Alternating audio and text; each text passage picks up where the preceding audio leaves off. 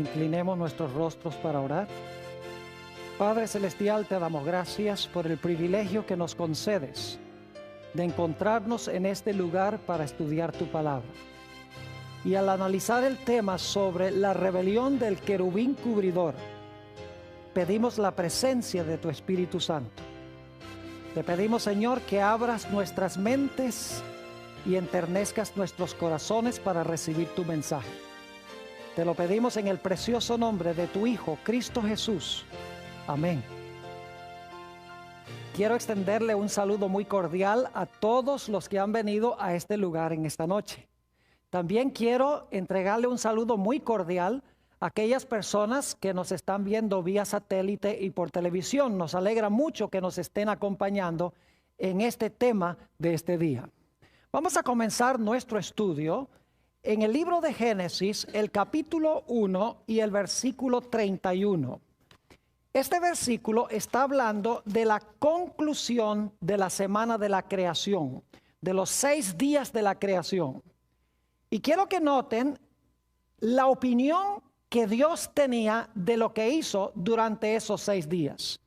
Dice en el versículo 31, y vio Dios todo lo que había hecho, y he aquí que era bueno en gran manera. Y fue la tarde y la mañana del día sexto. Dios vio lo que había hecho y nos dice la Biblia que era bueno en gran manera. Pero inmediatamente surge la pregunta: si lo que hizo Dios, lo que hizo Jesús, era bueno en gran manera, ¿de dónde entonces surgió el mal? Porque hay odio, porque hay sufrimiento, porque hay muerte. Si Dios hizo todo bueno, uno no puede entender por qué existen estas cosas negativas. Esta noche vamos a hablar en cuanto al origen del mal. Y vamos a encontrar que el pecado y el mal no se originó en la tierra, sino que se originó en el cielo con un personaje que se denomina el querubín cubridor. ¿De dónde viene el mal? Vamos al libro de Génesis, el capítulo 3 y los versículos 4 y 5. Génesis 3, 4 y 5. Y vamos a leer el versículo 1 para el contexto. De repente aparece una serpiente aquí en el relato que uno dice, bueno, ¿y de dónde salió esa serpiente que está hablando? Dice en el versículo 1, pero la serpiente era astuta, más que todos los animales del campo que Jehová Dios había hecho. La cual dijo a la mujer, con que Dios os ha dicho, no comáis de todo árbol del huerto. Ahora vamos a saltar al versículo 4. Entonces la serpiente dijo a la mujer, no moriréis, sino que sabe Dios que el día que comáis de él, serán abiertos vuestros ojos y seréis como Dios, sabiendo el bien y el mal.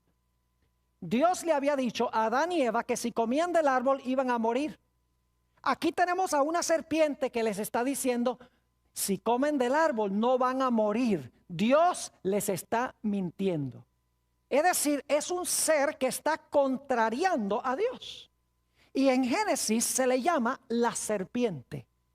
Ahora inmediatamente uno se pregunta, ¿de dónde salió esta serpiente y quién era? Necesitamos ir al libro de Apocalipsis para entender quién era y de dónde vino.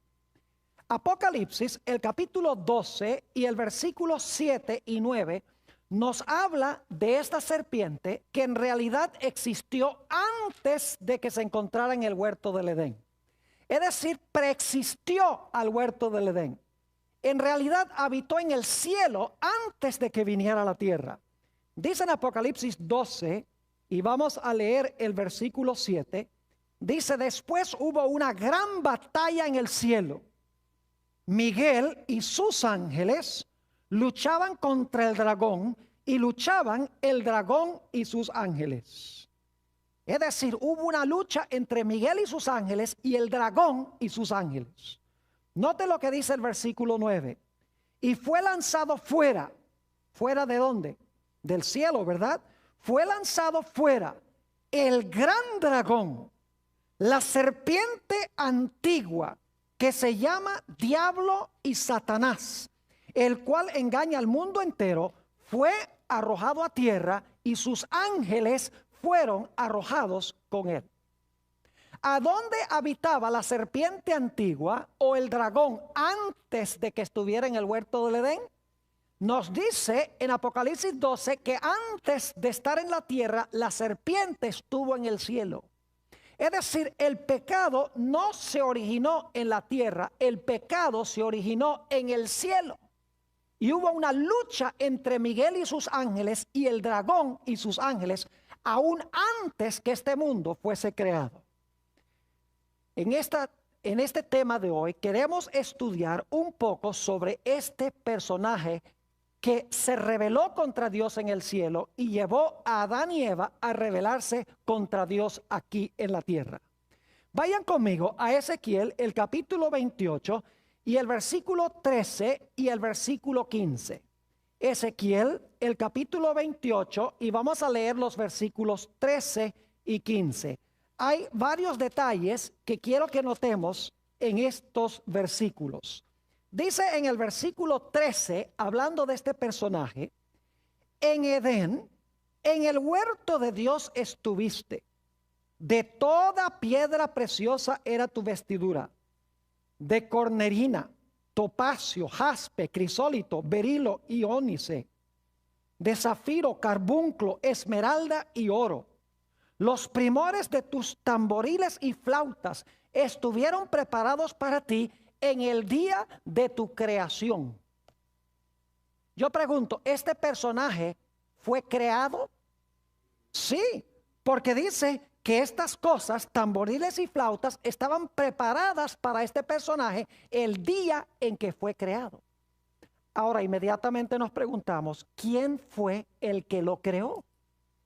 Bueno, decimos que Dios, pero Dios es un Dios trino, Padre, Hijo y Espíritu Santo.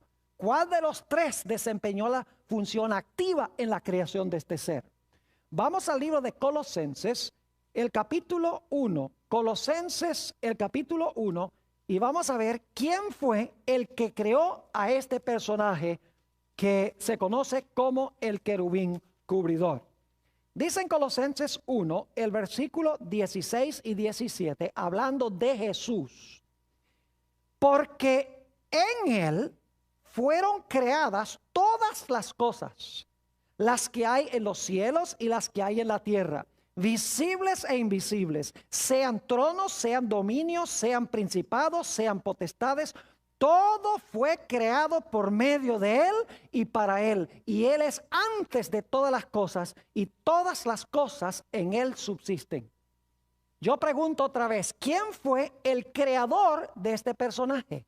Fue Jesús, porque dice que todas las cosas en el cielo y en la tierra fueron creadas por Jesús. Jesús fue el creador de Lucifer.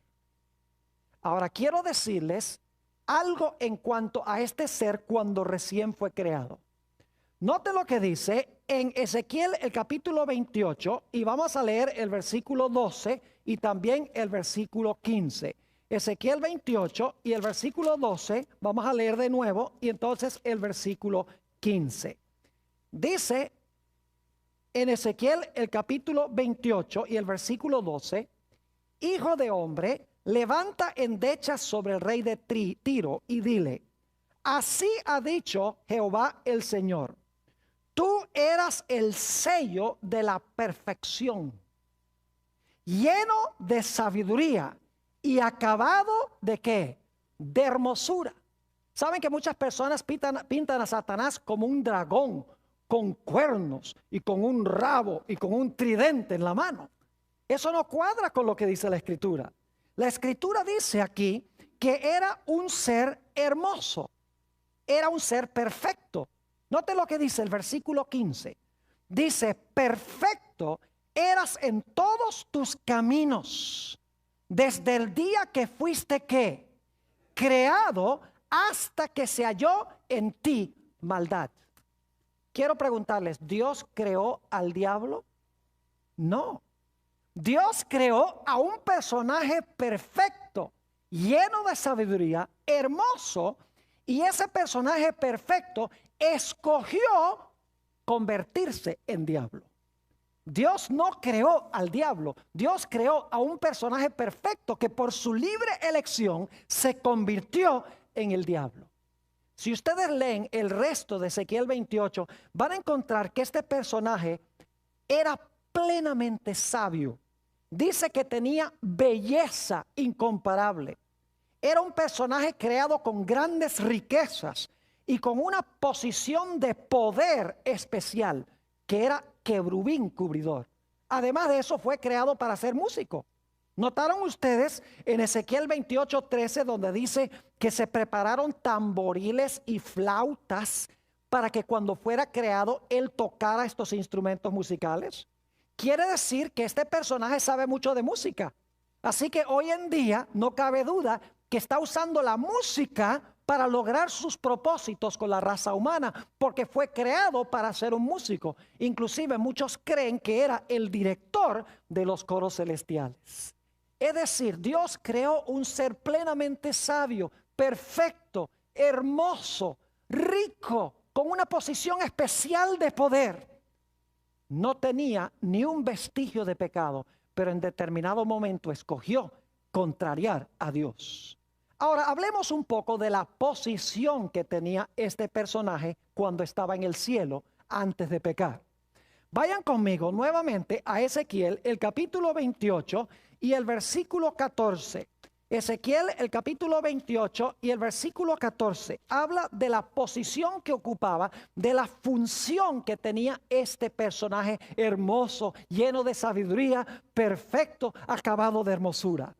Dice en el versículo 14, hablando de este personaje, tú, querubín grande, protector. Algunas versiones dicen querubín grande, cubridor. Y luego dice, escuchen bien, yo te puse en el santo monte de Dios. Allí estuviste en medio de las piedras de fuego, te paseabas. Es decir, la posición especial que tenía este personaje es que era un querubín cubridor. Ahora inmediatamente nos preguntamos, ¿qué es eso de querubín cubridor? ¿Qué posición es esa? ¿Qué significa la expresión querubín cubridor? Para entender esto necesitamos regresar al libro de Éxodo, el capítulo 25 y los versículos 19 y 20. Éxodo 25 y los versículos 19 y 20. Y quiero que noten lo que dice allí en cuanto a este querubín cubridor. Nuevamente repito, Éxodo 25 y los versículos 19 y 20. Aquí se dan las instrucciones sobre la construcción del tabernáculo en el desierto. Dice allí en el versículo 19, harás pues un querubín en un extremo y un querubín en el otro extremo. En un momento les voy a decir extremo de qué. De una pieza con el propiciatorio harás los querubines en sus dos extremos. Es decir, hay algo y a cada extremo de ese algo hay un querubín. Versículo 20. Y los querubines extenderán por encima las alas, cubriendo, ahora fíjense, cubriendo con sus alas el propiciatorio, sus rostros, el uno enfrente del otro, mirando al propiciatorio los rostros de los querubines. Quiero que se imaginen que hay algo y en cada extremo de ese algo, que voy a explicar en un momento, había un querubín y el querubín dice que cubría ese objeto con sus alas. Por eso se llamaba como querubín cubridor o querubín protector. Es la misma expresión en los dos versículos, aunque se traduce de una forma diferente. Ahora, ¿cuál era el objeto al lado del cual se encontraban estos querubines? Yo no sé si ustedes saben que en la Biblia se habla de un santuario que Dios le mandó a construir a Moisés. Pero nos dice la Biblia que ese santuario que Dios le mandó a construir a Moisés en realidad era una copia de un santuario que Dios le mostró a Moisés en el monte. Es decir, era un modelo en miniatura, era una maqueta, por así decirlo, del santuario celestial. Ustedes pueden leer eso en el libro de Hebreos, el capítulo 8 y el versículo 5, donde dice que el santuario terrenal era una copia, una maqueta, un modelo en miniatura del santuario celestial. Ahora, si ustedes miran el santuario terrenal, esa carpa que Dios mandó a Moisés que construyera allí en el desierto, van a encontrar que la carpa tenía dos apartamentos, el lugar santo y el lugar santísimo.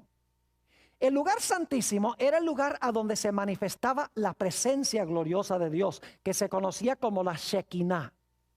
La gloria de Dios descendía y se asentaba allí en el lugar santísimo del santuario, en un mueble que se conoce como el arca del pacto. Es decir, en el lugar santísimo, en el segundo apartamento de esa carpa, había un arca que se conocía como el arca del pacto. Un arca que ha sido hecha famosa por Indiana Jones. Tal vez no debería mencionar eso, pero es la idea que tenemos aquí en la Biblia, solo que Hollywood ha dañado la historia que encontramos en la Biblia. Ahora, esa arca, interesantemente, se encontraba en el lugar santísimo del santuario terrenal. Pero la Biblia nos enseña que como el santuario terrenal era una copia del celestial, el santuario celestial también tiene un arca. Noten lo que dice en Apocalipsis 11 y el versículo 19. Apocalipsis, el capítulo 11 y el versículo 19. Allí nos va a hablar sobre algo que el apóstol Juan vio en el cielo. Y quiero que noten qué fue lo que vio. Nuevamente repito el texto, Apocalipsis el capítulo 11 y el versículo 19. Dice el apóstol San Juan, inspirado por el Espíritu Santo, y el templo de Dios fue abierto ¿a dónde? En el cielo. Y el arca de su pacto se veía ¿a dónde? En el templo. Y hubo relámpagos, voces, truenos, un terremoto y grande granizo. ¿Qué fue lo que vio Juan en el templo celestial? Vio el arca ¿de qué? El arca del pacto. Yo pregunto entonces, ¿el arca en la tierra era una copia del arca celestial? La Biblia dice que sí. Ahora viene una pregunta muy importante. ¿Qué se encontraba dentro del arca en el santuario terrenal? Vamos a buscar en nuestras Biblias el libro de Deuteronomio, el capítulo 10 y el versículo 2. Deuteronomio, el capítulo 10 y el versículo 2. Ahí nos habla de lo que contenía el santuario terrenal, en el lugar santísimo, en el arca. Vamos a leer el versículo 1 para el contexto. Dice, en aquel tiempo Jehová me dijo, está hablándole a Moisés, lábrate 2 tablas de piedra como las primeras, y sube a mí al monte, y hazte un arca de madera, y escribiré en aquellas tablas las palabras que estaban en las primeras tablas que quebraste, porque Moisés había quebrado los 10 mandamientos al pie del monte Sinaí cuando el pueblo estaba adorando el becerro de oro. Y ahora note la última parte del versículo 10. Y las pondrás, las tablas las pondrás, ¿dónde? En el arca. ¿A dónde se encontraban las tablas de los 10 mandamientos? Se encontraban en el arca. Ahora yo pregunto, si el santuario terrenal era una copia del santuario celestial, ¿qué debe estar en el arca del pacto celestial? Deben estar también allí, ¿qué cosa? Debe estar la ley, deben estar allí también los 10 mandamientos.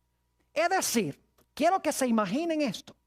Allí en el santuario celestial, en el segundo apartamento, en el lugar santísimo, está el arca del pacto, donde se manifestaba la gloria de Dios, representa el trono de Dios. A cada lado del trono de Dios hay un querubín cubridor. Y dice la Biblia que estaban mirando hacia abajo en reverencia a la ley de Dios que se encontraba dentro del arca del pacto. Es decir, este personaje que Dios creó, perfecto, hermoso y santo, estaba en el lugar más cercano posible a Dios. en el lugar a donde se encontraba el arca, Dios sentado en el arca y la santa ley dentro del arca. Llegó un momento en que este personaje escogió rebelarse contra Dios, rebelarse contra el gobierno de Dios. Y quiero que noten cómo la Biblia describe esta rebelión. Vayan conmigo a Ezequiel, el capítulo 28 y el versículo 16. Ezequiel, el capítulo 28 y el versículo 16. Hay una palabrita clave allí que quiero que notemos. Dice allí en el versículo 16, hablando de este personaje: a causa de la multitud de tus contrataciones, más adelante vamos a hablar de eso, fuiste lleno de iniquidad. ¿Y qué?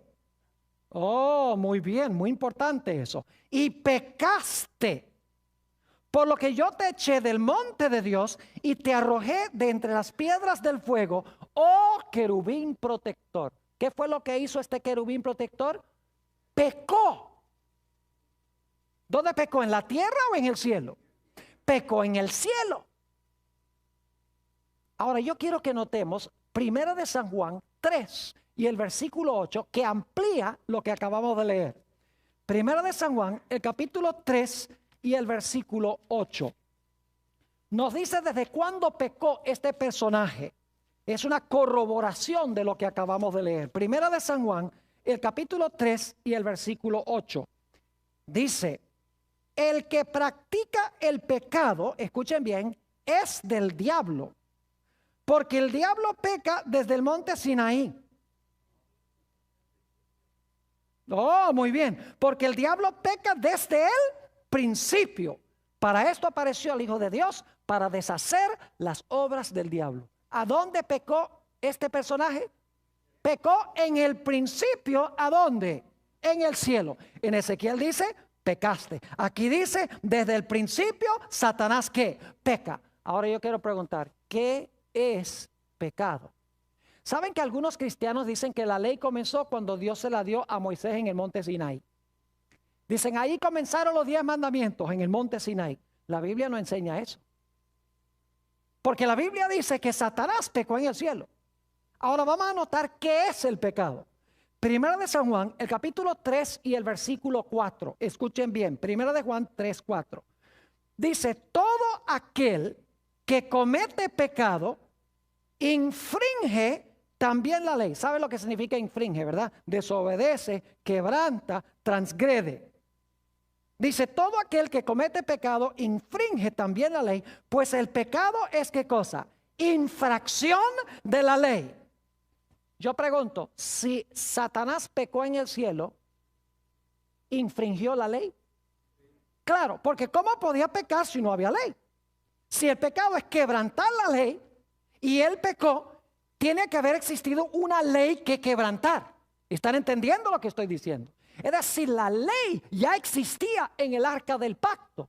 Es decir, este personaje escogió rebelarse en contra de la santa ley de Dios. Escogió desobedecer la ley que se encontraba dentro del arca, porque dice la Biblia que él pecó. Y luego la Biblia dice que en algún momento, después de ser echado del cielo, vino a parar al planeta Tierra. Y cuando llega al planeta Tierra, él sabe que Dios le ha dicho a Adán y Eva: mire, ahí está el árbol de la ciencia del bien y del mal. Ustedes deben obedecerme. No coman de ese árbol, porque si ustedes comen de ese árbol van a morir. Ahora, ¿saben ustedes que en ese solo mandamiento se encontraban encerrados todos los 10 mandamientos? Permítame ilustrar nada más para que entiendan algunos. Yo pregunto, cuando Eva comió del árbol, ¿se quiso hacer Dios? Sí, porque dice, el diablo le dijo: seréis como dioses. ¿Quebrantó el mandamiento que dice: no tendrás dioses ajenos delante de mí? Oh, claro que sí. Yo pregunto, ¿deshonró a su padre celestial? Oh, claro que sí. Honra a tu padre y a tu madre. ¿Mató? Oh, dicen sí. ¿Cómo mató? Cuando pecó, trajo la muerte al mundo. Yo pregunto, ¿robó? Sí, porque el fruto era ¿de quién? De Dios, y ella se lo robó. ¿Codició?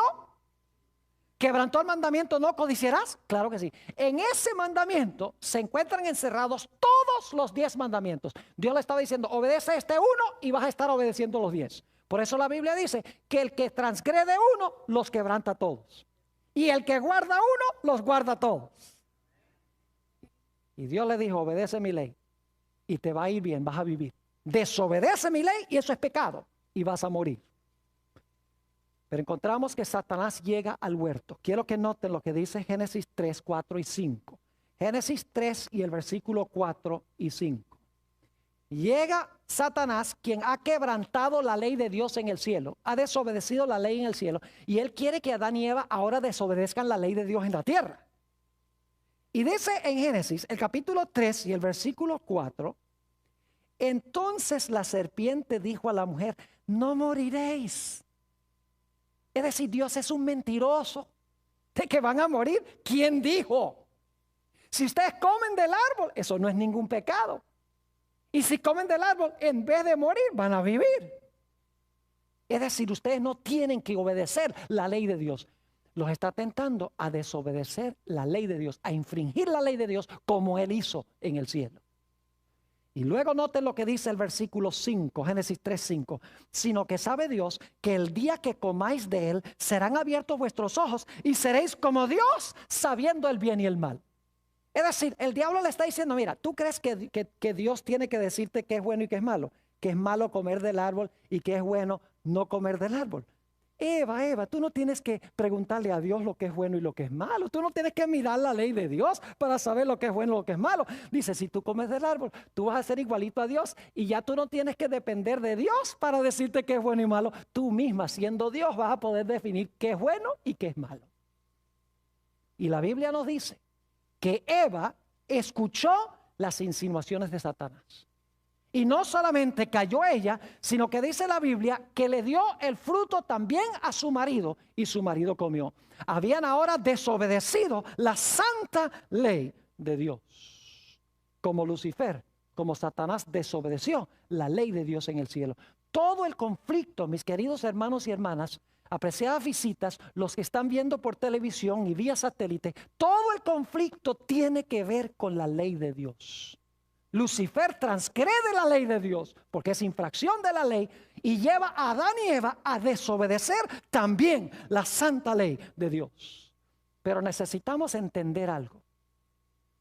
El pecado no es solamente quebrantar una lista de reglamentos.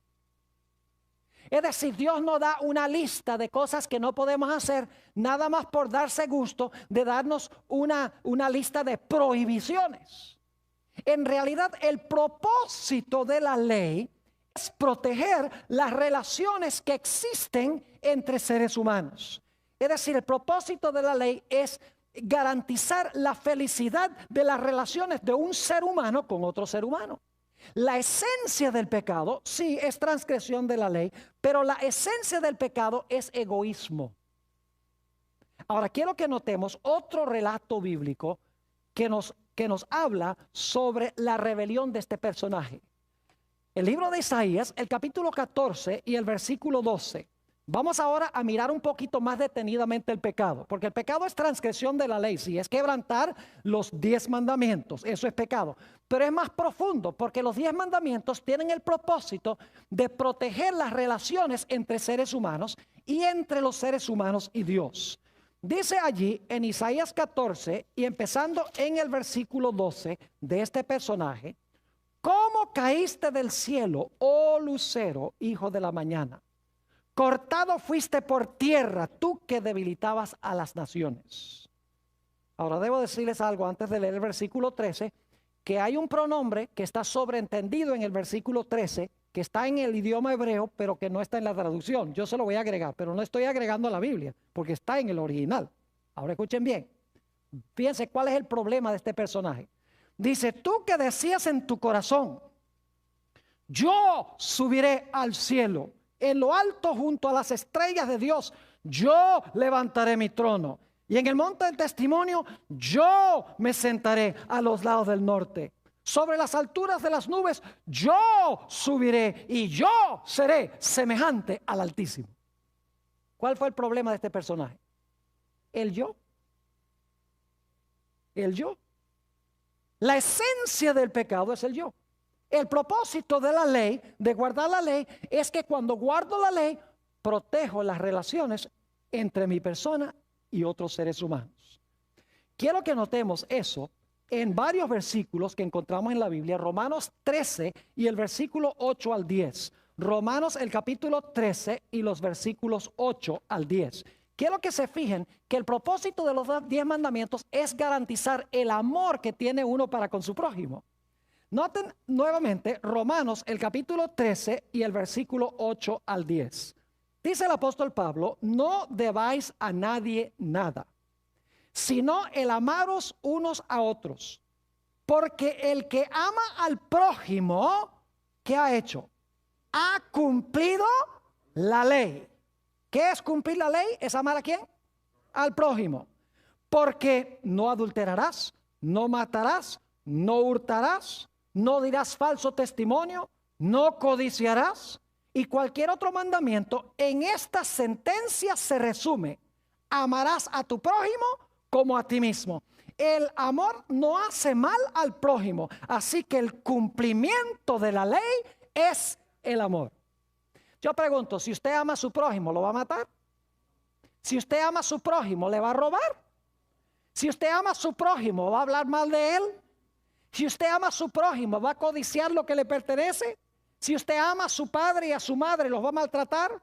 Si usted ama a Dios, ¿va a tener otros dioses? Si usted ama a Dios, ¿va a poner imágenes de Dios?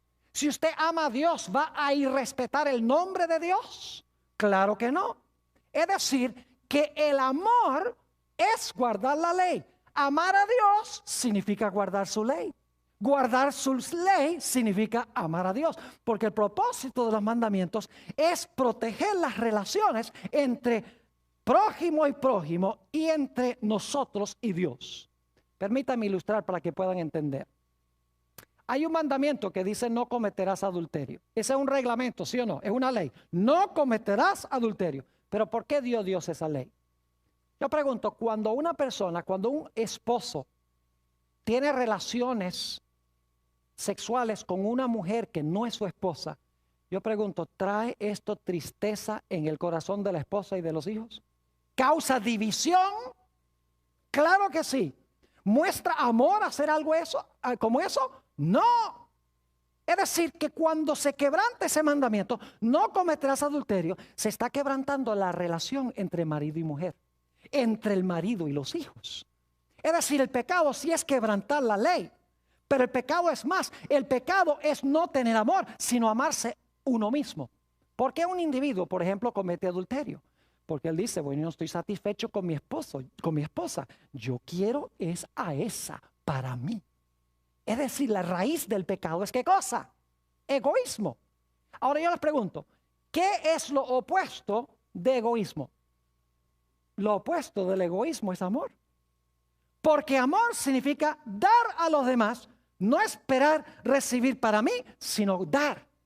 Mientras que el pecado es querer todo para mí. No sé si me estoy explicando, si están entendiendo lo que estoy diciendo. Es decir, la esencia del pecado de este ser fue sí quebrantar la ley, quebrantar los 10 mandamientos, pero los 10 mandamientos tienen el propósito de garantizar una relación de amor entre nosotros y otros, y nosotros y Dios. Por eso el Señor Jesucristo declaró en San Mateo 22, Él dijo que hay 2 grandes mandamientos. El primer mandamiento es amar a Dios por encima de todo. Y el segundo mandamiento es amar a nuestro prójimo como a nosotros mismos. Y Él dice, en estos 2 mandamientos se resume toda la ley y los profetas. Es decir, el problema de este personaje es que ya no quería amar a Dios, ni que quería amar a los demás ángeles, sino que quería ¿qué? Amarse a sí mismo. La esencia, la raíz amarga del pecado es el amor propio. Cuando usted se ama a sí mismo, va a quebrantar la santa ley de Dios. Y según Isaías 59 y el versículo 2, nuestros pecados causan separación entre nosotros y Dios. Pero la Biblia nos dice que Satanás no cayó solo del cielo. Fue capaz de engañar a una tercera parte de los ángeles. Vamos a notar lo que dice en el libro de Apocalipsis, el capítulo 12 y el versículo 4. Apocalipsis 12 y el versículo 4, y luego vamos a leer los versículos 7 al 9. Apocalipsis 12, 4 y 7 al 9. Dice en el versículo 4, y su cola arrastra, en un momento vamos a hablar de la cola, su cola arrastraba la tercera parte de las estrellas del cielo y las arrojó sobre la tierra. Y el dragón se paró frente a la mujer que estaba para dar a luz a fin de devorar a su hijo tan pronto como naciese. Piensa que su cola arrastró a ¿cuántas de las estrellas? A una tercera parte de las estrellas. Ahora noten el versículo 7. Después hubo una gran batalla en el cielo. Miguel y sus ángeles luchaban contra el dragón, y luchaban el dragón y sus ángeles. Pero no prevalecieron, ni se halló ya lugar para ellos en el cielo. Y fue lanzado fuera el gran dragón, la serpiente antigua, que se llama Diablo y Satanás, el cual engaña al mundo entero. Fue arrojado a la tierra, y ahora escuchen, y sus ángeles fueron arrojados con él. ¿Cuántos ángeles? ¿Cuántos arrastró con su cola? Recuerden eso, con la cola, muy importante. ¿Qué significa eso? En un momento vamos a ver. Con su cola arrastró una tercera parte de las estrellas, y las estrellas representan ¿qué cosa? Representan ángeles. Ahora yo pregunto, ¿cuántos ángeles hay? Vamos a ver lo que dice Apocalipsis 5 y el versículo 11. Apocalipsis 5, 11, para que ustedes vean cuántos se llevó Satanás. En este mundo, mis queridos amigos y hermanos, está lleno de demonios. No solamente tenemos problemas con Satanás, sino hay millones de seres inteligentes, todos egoístas, que no le interesa a la gente acá, les hace pensar que les interesa a la gente, que no aman a Dios para nada, que pisotean la santa ley de Dios y quieren traer ruina y destrucción sobre todos los seres humanos. Es decir, son egoístas, no tienen nada de amor para con otras criaturas. Dice allí, ¿dónde dije yo? En Apocalipsis 5, ¿qué? 11, muy bien. Dice allí en cuanto al número de los ángeles, y miré y oí la voz de muchos ángeles alrededor del trono, y de los seres vivientes, y de los ancianos, y su número era millones de millones. ¿Saben que en el griego no dice millones de millones? Dice 10,000 por 10,000 y miles de miles. Porque en el griego no hay una palabra millón, así que lo que hace es multiplicar miles.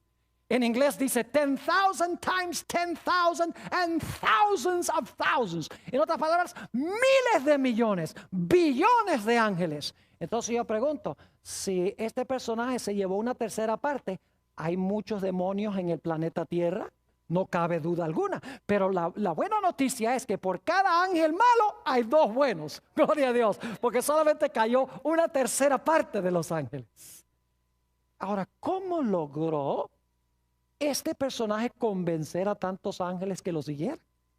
Que fueran egoístas, que no se preocuparan por el bienestar de Dios ni los demás ángeles, sino yo quiero sentarme en el trono, yo quiero ser el más grande, mire qué lindo soy yo, mire qué sabio soy yo.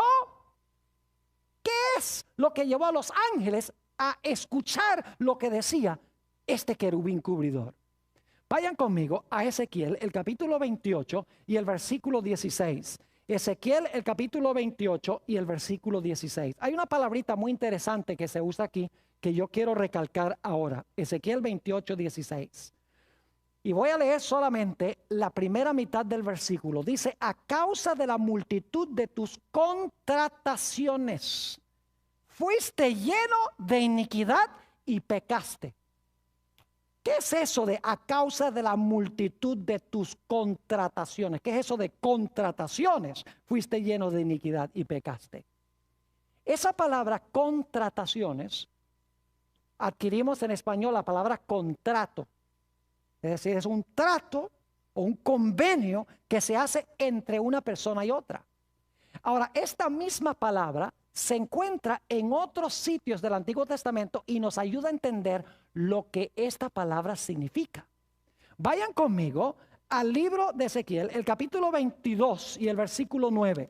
Ezequiel 22, 9. Es la misma palabra, pero quiero que noten cómo se traduce. Se explica mejor lo que significa la palabra. Ezequiel, el capítulo 22 y el versículo 9. Y nunca sabrían que es la misma palabra hebrea porque se traduce de una forma diferente. Dice en el versículo 9, calumniadores hubo en ti para derramar sangre, y sobre los montes comieron en ti, hicieron en medio de ti perversidades. ¿Saben que la palabra calumniadores es la misma palabra contratación? ¿Cómo es que este personaje logró ganar a una tercera parte de los ángeles? Calumniando. ¿Calumniando a quién? Calumniando a Dios. Noten también en Levítico 19 y el versículo 16, Levítico 19, 16, la misma palabra y cómo se traduce esta palabra. Levítico 19 y el versículo 16 dice, no andarás chismeando entre tu pueblo, no atentarás contra la vida de tu prójimo, yo Jehová. Esa palabra chismeando es la misma palabra que se traduce contratación. Es decir, ¿qué método usó Satanás? ¿Qué método usó el querubín cubridor para engañar a los ángeles? Usó calumnias y ¿qué? Y chismes. Empezó a decir, ustedes creen que Dios está muy preocupado por ustedes y que Dios los ama a ustedes. Él tiene esa ley que quita la libertad. Si ustedes aceptaran mi liderazgo, yo los haría libres. No más ley, no más obediencia a las reglas de Dios. Serían libres para hacer lo que ustedes quieran. Lo mismo que le dijo a Eva, seréis como dioses sabiendo el bien y el mal. Ya Dios no les va a decir que es bueno y es malo. Ustedes lo van a saber por ustedes mismos. ¿Están entendiendo? Increíble esta rebelión que estamos estudiando. Calumniadores.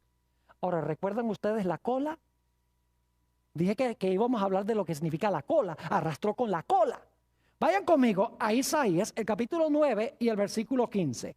Isaías, el capítulo 9 y el versículo 15. Fíjense qué interesante esto. La Biblia se explica sola cuando uno compara un texto con otro. Cuando uno encuentra la cola en Apocalipsis, busca la cola en otras partes de la Biblia para saber qué significa. Noten Isaías, el capítulo 9. ¿Y qué versículo dije yo? Muy bien, están conmigo. 9:15 dice: el anciano y venerable de rostro es la cabeza. El profeta que enseña mentira es la cola. ¿Qué es la cola? Alguien que habla ¿qué? Mentira. Entonces, ¿qué significa que la cola arrastró a una tercera parte de los ángeles? Significa que los arrastró echando ¿qué cosa? Echando mentiras en cuanto a Dios, diciéndole, si ustedes me ponen a mí en el trono, las cosas van a andar tanto más bien y van a ser más felices, porque esas reglas, esa ley de Dios es una ley demasiado estricta. ¿Y quién quiere obedecer esa ley? Note lo que dice San Juan 8 y el versículo 44. San Juan, el capítulo 8 y el versículo 44. Habla sobre este personaje al comienzo y el método que usó. Aquí Jesús está hablándole a los dirigentes judíos y dice: vosotros sois de vuestro padre el diablo, y los deseos de vuestro padre queréis hacer. Él ha sido homicida desde el principio y no ha permanecido en la verdad, porque no hay verdad en él. Cuando habla mentira, de suyo habla, porque es mentiroso y padre de ¿qué? Y padre de mentira. Ahora yo pregunto, cuando viene una persona y les dice a ustedes, ustedes no tienen que guardar la ley. La ley fue clavada en la cruz. La ley no es para el cristiano. Si estamos bajo el Espíritu Santo, ya para el cristiano la ley no es importante. ¿La voz de quién es eso? Esa no es la voz de Dios. Porque el libro de Apocalipsis dice que al final de la historia Dios va a tener a un pueblo que guarda los mandamientos de Dios y tiene el testimonio de Jesucristo. Inclusive dice en Apocalipsis 14:12, aquí están los que guardan los mandamientos de Dios y la fe de Jesús. El diablo es el que quiere pisotear la ley. El diablo es el que quiere causar riñas, divisiones y peleas entre los seres humanos, y todo se debe a quebrantar la ley. Si todo el mundo guardara los 10 mandamientos, este mundo sería un paraíso.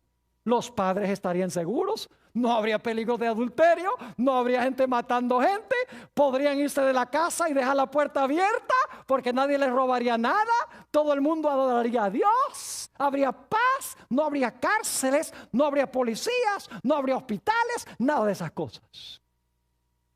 Pero es porque transgredimos la ley de Dios que vienen todas estas calamidades en el mundo. Ahora yo pregunto, ¿será que este personaje va a existir para siempre o será que va a llegar a su final? Mis queridos amigos y hermanos, no hay duda de que va a llegar a su final. Yo quiero leer en cuanto al final de este personaje. Y claro, durante el transcurso del seminario vamos a hablar de la batalla entre Jesús y Satanás. Hay un tema que se titula El duelo en el huerto.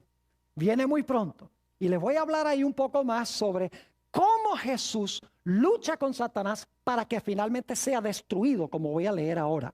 Nota lo que dice Ezequiel, el capítulo 28 y los versículos 18 y 19. Ezequiel 28 y los versículos 18 y 19. Hablando del final de este personaje, dice: con la multitud de tus maldades y con la iniquidad de tus contrataciones, profanaste tu santuario. Yo pues saqué fuego de en medio de ti, el cual te consumió. Y te puse, ahora escuchen bien, en ceniza sobre la tierra a los ojos de todos los que te miran. Todos los que te conocieron de entre los pueblos se maravillarán sobre ti. Espanto serás y para siempre dejarás de ser. Noten que será reducido a cenizas y dice que para siempre dejará de ser. En la antigüedad había una tradición entre los babilonios de la época de Nabucodonosor. Yo no sé si ustedes han salido en la mañana y han visto una estrella en el cielo que como que no quiere desaparecer, que es Venus. ¿Se han dado cuenta? Es la última estrella. El sol se está medio levantando y esa estrella está todavía ahí en el cielo. Pues nosotros sabemos que científicamente lo que voy a decir no es cierto, pero es una comprensión que tenían los antiguos. Ellos pensaban que esa estrella era una estrella usurpadora que quería gobernar en el cielo. Y que se quedaba allí porque quería ser una estrella gobernadora. Pero luego creían los babilonios que cuando el sol se levantaba en el oriente, tomaba a esa estrella, la agarraba y la tiraba con toda su fuerza al abismo para que el sol pudiese gobernar en los cielos. ¿Saben que la Biblia habla de dos estrellas? En el libro de Isaías, el capítulo 14 y el versículo 12, habla de Lucifer como el lucero de la mañana o la estrella de la mañana. Pero en Apocalipsis 22, 16 dice que Jesús es la verdadera estrella de la mañana. Satanás es como esa estrella que quiere quedarse gobernando en el cielo. Es un usurpador. Pero la Biblia dice que Jesús, el sol de justicia, se va a levantar y va a tomar a esa estrella rebelde, Lucifer, y lo va a echar al abismo y lo va a destruir, lo va a reducir a cenizas y para siempre va a dejar de ser. Mis queridos hermanos y amigos, solamente al final de la historia hay dos grupos en este mundo: los que siguen a Satanás y los que siguen a Dios. Los que siguen a Satanás se distinguen por pisotear la ley de Dios, mientras que los que siguen a Dios se distinguen por obedecer a Dios. Note lo que dice Primera de Juan, el capítulo 3 y el versículo 10. Primera de Juan, el capítulo 3 y el versículo 10. Ustedes recuerdan que hay dos simientes en el mundo, ¿no es verdad? Hay dos simientes: la simiente de Satanás y la simiente de la mujer. Noten Primera de Juan, el capítulo 3 y el versículo 10. Escuchen bien. En esto se manifiestan los hijos de Dios y los hijos del diablo. Todo aquel que no hace ¿qué? Justicia y que no ama a su hermano, ¿qué? No es de Dios. ¿Cuántos grupos hay? Dos. Están los hijos de Dios y los hijos de ¿quién? Del diablo. ¿El diablo tiene simiente? Oh, sí, tiene hijos, dice aquí. ¿Dios tiene hijos también? Claro que sí. ¿En qué se distinguen los dos grupos? Que un grupo hace justicia y ama a su prójimo. El otro grupo ama la injusticia y aborrece a su prójimo. ¿Y qué significa amar al prójimo? Significa, ¿qué cosa? Guardar la ley de Dios. El amor es el cumplimiento ¿de qué? De la ley, dijo el apóstol San Pablo. Note lo que dice también en Primera de Juan, el capítulo 2, Primera de San Juan, el capítulo 2, y vamos a leer el versículo 3 al 5. Dice, y en esto sabemos que nosotros le conocemos, si guardamos sus mandamientos. ¿Cómo sabemos que conocemos a Dios? ¿Si qué? Si guardamos sus mandamientos. Ahora escuchen bien. El que dice, yo le conozco y no guarda sus mandamientos, el tal es mentiroso y la verdad no está en él. Yo pregunto, ¿quién es el padre de mentira que leímos en Juan 8:44? ¿Quién es el que comenzó con la mentira? El diablo. Y aquí dice que el que dice que conoce a Dios y no guarda sus mandamientos, el tal es que mentiroso y la verdad no está en él. Me temo que hay muchos ministros hoy en día que están enseñando no doctrinas de Dios, cuando dicen que la ley fue clavada en la cruz, que el cristiano no tiene que guardar la ley, que el cristiano no puede guardar la ley. Mis queridos hermanos y amigos, los que están escuchando también por televisión, los que están viendo vía satélite, yo quiero decirles, mis queridos amigos, que la mayor evidencia que podemos dar de ser seguidores de Dios es que guardamos sus mandamientos. Algunos dicen, pero pastor, no se pueden guardar. Sí se pueden guardar cuando amamos a Jesús. Porque Jesús declaró en San Juan 14 y el versículo 15, si me amáis, guardad mis mandamientos. Algunos dicen, pero pastor Bor, los mandamientos son una carga muy grande. Note lo que dice en Primera de Juan, el capítulo 5 y el versículo 2 y 3. Primera de San Juan, el capítulo 5 y los versículos 2 y 3. Dice aquí lo siguiente. En esto conocemos que amamos a los hijos de Dios, cuando amamos a Dios y guardamos sus mandamientos. Pues este es el amor de Dios, que guardemos sus mandamientos. ¿Qué es el amor de Dios? ¿Qué qué? Que guardemos sus mandamientos. Y sus mandamientos no son ¿qué? Gravosos. Sus mandamientos no son pesados. No son una carga como muchos cristianos dicen. Ay, esa ley de Dios es una carga tan grande. Pues no aman a Dios. Porque cuando amamos a Dios, será nuestro deleite obedecer a Dios. No vamos a escuchar la voz de Satanás, ese querubín que se rebeló contra la ley, que estaba en el arca, que pecó contra Dios desde el principio, que mintió, arrastró una tercera parte de los ángeles para que ellos desobedecieran la ley de Dios también. No vamos a estar en ese grupo, vamos a estar del lado de Dios. Vamos a exaltar la ley y vamos a hablar bien de la ley, porque amamos a Dios. Vamos a querer guardar sus mandamientos. ¿Saben que según el libro de Apocalipsis, en los últimos días Satanás va a estar furioso con aquellos que guardan los mandamientos de Dios? Aquellas personas que dicen que no se pueden guardar los mandamientos tienen un problema, porque Dios dice que sí va a tener un grupo que los guarda. Entonces, ¿a quién le creemos? ¿A lo que dicen los hombres o a lo que dice Dios? El diablo odia la ley y va a odiar y tratar de destruir los que guardan la ley. Note lo que dice Apocalipsis 12 y el versículo 17. Y quiero que noten cómo se encuentra Génesis 3:15 en este versículo. ¿Recuerdan los 4 elementos? Enemistad, una mujer, ¿qué más? Una serpiente o dragón, ¿y qué más? 2 simientes o simiente. Ahora fíjense Apocalipsis 12 y el versículo 17 dice, entonces el dragón, que se identifica también como la serpiente antigua, el diablo y Satanás, ya lo leímos. Entonces el dragón se llenó de ira ¿contra quién? Oh, tenemos una serpiente y una mujer. Se llenó de ira contra la mujer. ¿Hay enemistad también ahí? Oh, entonces hay una serpiente o un dragón, hay una mujer, hay enemistad. ¿Simiente también hay? Note lo que sigue diciendo. Entonces el dragón se llenó de ira contra la mujer y se fue a hacer guerra contra el resto de la descendencia de ella. Se fue a hacer guerra contra el remanente, dicen algunas versiones, el remanente de la simiente de ella. ¿Y qué características tienen esa simiente que Satanás odia tanto? Dice, los cuales guardan los mandamientos de Dios y tienen, ¿qué cosa? Y tienen el testimonio de Jesucristo. ¿A quiénes va a odiar Satanás? A los que guardan los mandamientos de Dios y tienen, ¿qué cosa? El testimonio de Jesucristo. ¿Cuántos grupos entonces va a haber al final de la historia?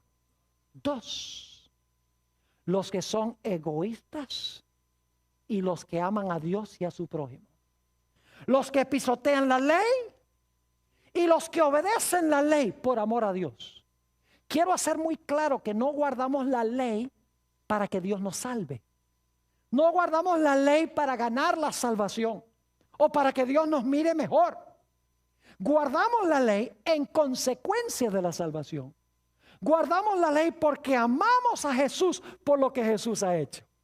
¿Quién no va a querer guardar la ley cuando nos damos cuenta que fue nuestro pecado que llevó a Jesús a la cruz?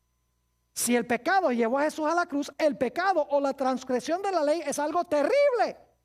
Y no vamos a querer seguir cometiendo lo que llevó a Jesús a la cruz.